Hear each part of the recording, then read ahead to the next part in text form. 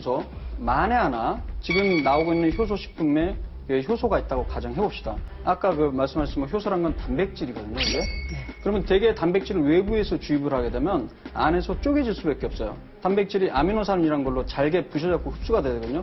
그래서 대부분의 효소는 외부로부터 보충을 한다 하더라도 몸에 흡수가 거의 안 되는 것으로 현재 의학적으로 알려져 있습니다. 그러니까 기능을 발휘 못하는데 어떻게 그게 암세포를 죽일 수 있냐. 방금 얘기하신 대로 여러 가지로 복합치를 이제 쓰셨다고 하셨잖아요. 사실 한방에서도 약재 하나 가지고 있을 때는 단방이라고 얘기를 해요. 이 한 가지 자체에도 효능과 효과가 있는데 여러 가지 약재를 혼합해서 쓸 때는 우리가 처방이라고 얘기를 하거든요. 근데 지금 효소액을 썼을 때도 여러 가지의 약재, 복합치를 썼을 때는 사실 어떤 효과가 어떻게 나는지는 사실 몰라요. 먹어본 사람만 느낄 수 있고 대다수 사람들이 다 똑같이 느낄 수는 없다. 그러니까 그게 어쩌면은 방주현 선생님하고 너무 잘 맞닥뜨려 잘 맞았기 때문에 맞아요. 한의원에서 치료를 하다 보면은 환자분도 그런 경우가 있어요. 날 때쯤 돼가지고 병원에 찾아가면은 나면은 저 의사가 용하다 이렇게 얘기를 하거든요.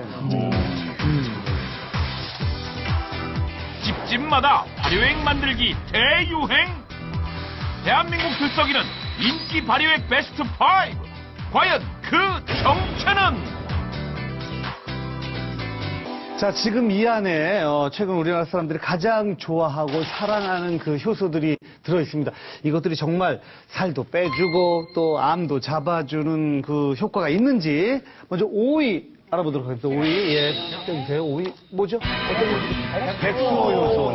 백수 효소. 5위. 여성 갱년기 증상에 좋다고 알려진 백수호 발효액. 정말 효과 있을까?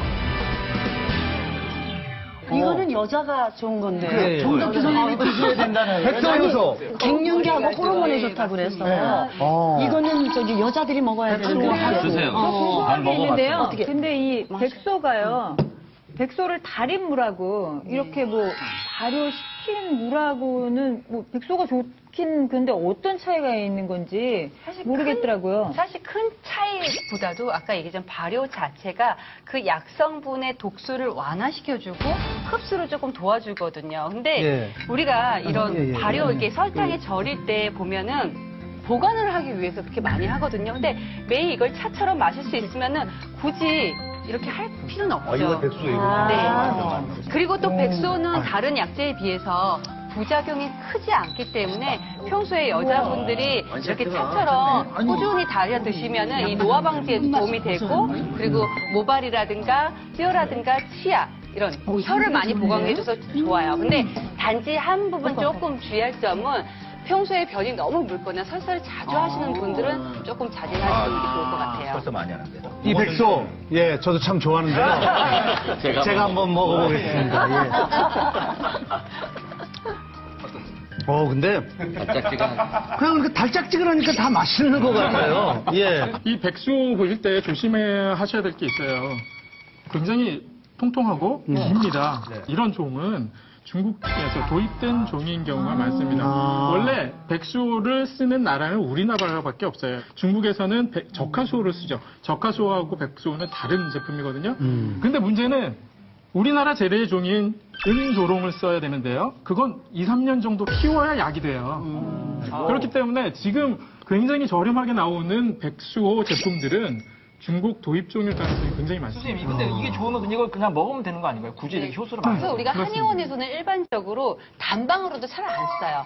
복합적으로 다른 처방 그리고 가장 중요한 거는 그 환자분의 체질이라든가 증상에 맞게끔 여기다 약을 쓰는 거거든요. 백수호는 성질이 따뜻합니다. 몸을 따뜻하게 하는 데는 인삼보다 좋지만 양기를 북돋아주는 건 인삼보다 조금 못하지만 그래서 몸이 열이 많으신 분들이 있어요. 여성분들 갱년기 증상이 열이 위로 솟구치시잖아요. 열이 솟구치고 또 소화 기능이 왕성하신 분들은 이거 드시면 안 돼요. 그러니까 이게 지금 명승건 전문가님한테는 이렇게 효소를 이렇게 따라주려고 그래도 본인은 안 마시는데 왜 안 드시려고 그래요? 아니요, 이거는 설탕물이니까. 네, 설탕물이 가능성이 훨씬 높고요. 그리고 설탕이 만약에 이제 오래돼서 뭐 3개월, 6개월 이상 만약에 발효를 했다고 가정을 해봅시다. 발효가 되는지도 저는 잘 모르겠거든요. 발효가 됐다 할지라도 혹시라도 그 균이 갖고 있는 수크라제라는 게 있어요. 아제, 수크라제. 설탕을 분해한 요소에서 이제 설탕은 포도당이랑 과당으로 되어 있거든요. 마지막으로 포도당이나 과당 정도라서 그냥 당성분이라고 생각하시면 돼요. 이 안에 과연 효소가 있느냐? 저는 없다고 저는 생각합니다. 근데 박사님, 이 그리고 턱선이- 만약에 효소가 이게 단백질이기 때문에요. 이 단백질은 이제 액체에 이렇게 됐을 때는 그 성질을 잃어버릴 가능성이 많습니다. 자기 자신의 어떤 본체, 그 화학 성분을 갖다가.